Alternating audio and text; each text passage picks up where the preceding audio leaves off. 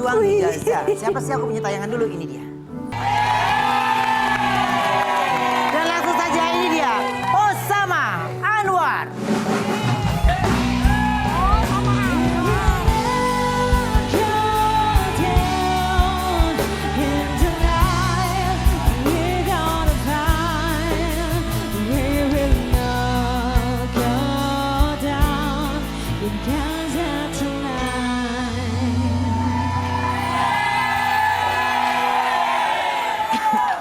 Katanya sama Anwar.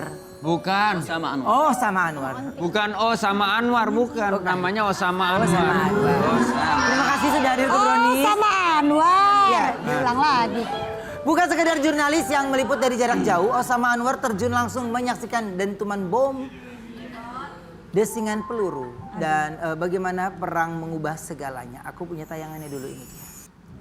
Oke. Mungkin bisa sedikit ceritakan sama kita kondisi Palestina saat kamu di sana. Kondisi Palestina saat saya di sana sangat luar biasa, sangat parah. Kalau mungkin saya tidak berlebihan, kalau bilang 24 jam, seperti yang tadi kita lihat, ada suara bom, kita dengar kabar ada yang mati syahid, ada yang terluka, ada yang hancur. 24 jam dalam keadaan perang, stres, 24 jam seperti ini. Situasi yang nggak tenang ya pada saat itu. Nggak tenang. Bukan hanya ini juga. Ya.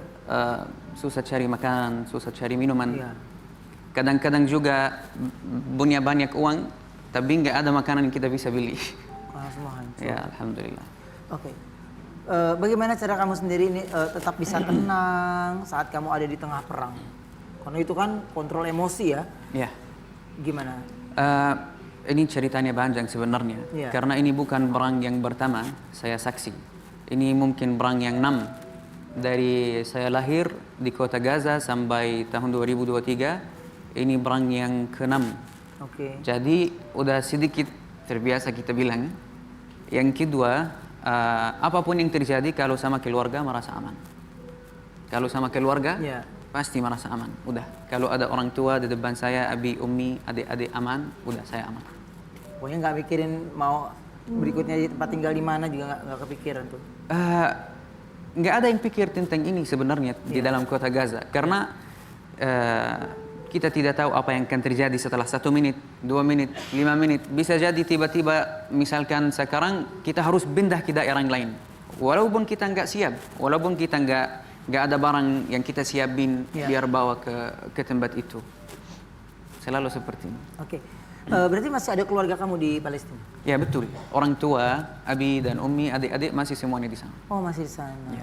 Oke. Dan ini bagaimana kamu ngelihat, ya ini bukan yang pertama tapi udah sering ya? Iya, kamu betul. lihat udah termasuk sering. Tapi bagaimana akhirnya teman-teman atau keluarga di sana bisa terus survive? Bisa terus apa? Bisa terus semangat di sana? Terus semangat. Wallahi lihat, kalau kita bilang mereka semangat di sana, saya bohong. Ya. Mereka di sana sangat capek hatinya, tapi tidak ada solusi. Jadi mereka nggak akan bilang kita capek, kita udah nggak bisa tahan lagi di dalam kondisi yang seperti ini. Dijalani aja. Ya. Dijalani aja, karena mereka tahu di sana yang ada di dalam yang ada sekarang di dalam kota Gaza, mereka tahu nggak ada solusi. Ya udah, jalani aja. Kita di dalam kota Gaza nggak ada yang punya rencana untuk 1 minggu ke depan, atau 1 bulan, atau 1 tahun.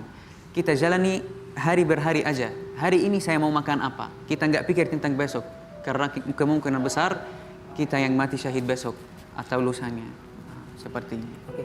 Maaf, keluarga kamu ada yang jadi korban? Banyak. Banyak. Ya, hampir 19 orang dari keluarga besar. Saya kayak sepupu, paman saya juga, dan anaknya. Banyak. Ada banyak, tapi di dalam bahasa Indonesia tidak tahu namanya apa, sepupu atau tapi yang dari keluarga besar. Dari keluarga besar ya. Keluarga besar. Tapi Osama sendiri lahir besar di Gaza. Saya bisa ke sini sama abang saya. Abang saya lagi di depan. Oh, dari usia? Ah? Dari usia? Udah 2 tahun sekarang di Indonesia. 2 tahun kurang. Ya. Jadi akhirnya kamu pergi ke Indonesia, ya, dan masih banyak keluarga juga di sana gitu ya? Banyak, ya, bukan banyak, semuanya di sana. Kecuali saya dan abang saya, alhamdulillah bisa datang ke Indonesia. Setelah jadi gini, setelah melewati ribuan hari di bawah dentuman konflik Gaza, Osama Anwar akhirnya memutuskan tinggal di Indonesia yang jauh dari tanah kelahirannya. Kita lihat dulu ini. Apa yang akhirnya membuat kamu memutuskan ya udah saya tinggal di Indonesia aja? Oke, sebenarnya ini bukan yang pertama saya datang ke Indonesia. Saya pernah datang ke Indonesia tahun 2021 Oke. selama lebih dari 1 tahun. Setelah itu saya balik ke Gaza karena kuliah saya di Gaza, lanjut kuliah di sana. Jadi di dalam kondisi perang, waktu saya udah memutuskan mau keluar dari kota Gaza, pikiran saya hanya ke Indonesia karena saya waktu itu udah mulai bisa bahasa Indonesia, banyak teman-teman di sini di Indonesia. Jadi ini tempat yang cocok buat saya gitu. Sebentar, ada satu poin sangat penting. Ada banyak yang pikir kalau saya atau bukan hanya saya, kalau orang Gaza udah keluar dari Gaza atau udah keluar dari negaranya, udah nggak mau balik ke Palestina ini lagi. Semua orang Palestina yang keluar dari Palestina, kapanpun Palestina ini udah aman atau udah merdeka, langsung akan balik ke Palestina. Termasuk saya. Saya hanya tunggu kabar, udah kota saya udah aman atau berbatasan ini udah buka. Langsung insya Allah saya akan balik ke negara saya, negara yang tercinta, Palestina. Iya. Rasa kerinduan juga kumpul sama orang tua di sana ya? Iya, betul. Iya. Oke, nah siapa orang pertama yang kamu kabarin pas akhirnya ada fix mau menetap di sini? Menetap ke sini. Kakak ya?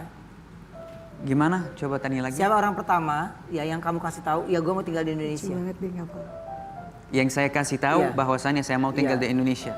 Itu adalah Bang Rio. Bang Rio, suami Ustazah Uki. Oke. Ya, itu teman dekat saya, orang baik banget juga. Masya Allah beliau luar biasa. Oke, dan tanggapan dari Rio sendiri?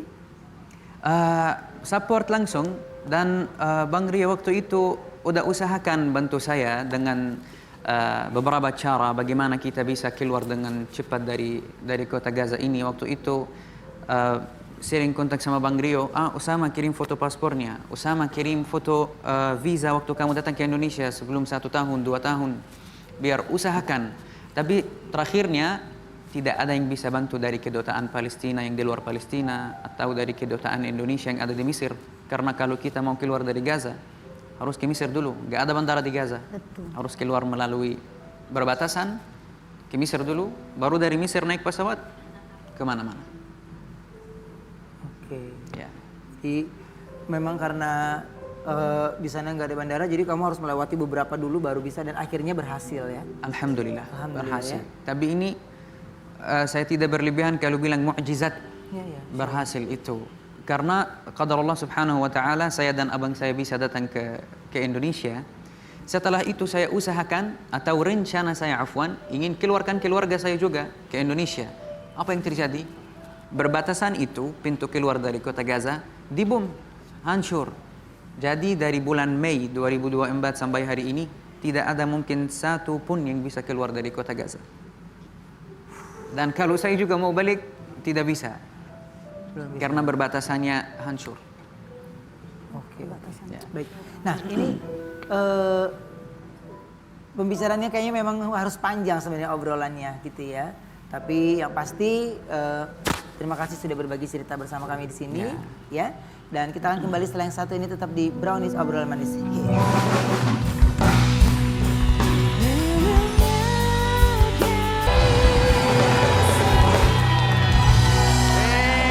Terima kasih ya buat semua yang hadir hari ini. Terima kasih banyak. Sukses terus, happy terus, salam buat keluarga dan selamat menjalankan ibadah puasa ya. Dan terimalah persembahan terakhir ini ya.